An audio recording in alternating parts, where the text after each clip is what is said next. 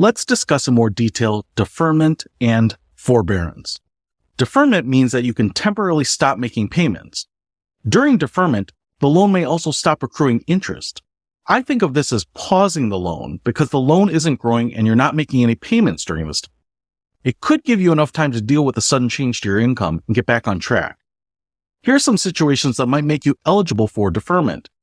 You're enrolled in school at least half-time, or you're the parent of a student enrolled at least half-time. Perhaps you're unemployed or unable to find full-time work. You may be experiencing an economic hardship. And if you're serving the Peace Corps or on active military duty, you might be able to put your loan in deferment. Forbearance is similar.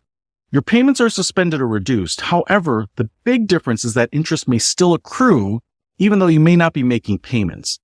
I think of this as muting your loan. The loan is continuing to grow, but you may not have to deal with it during the forbearance period.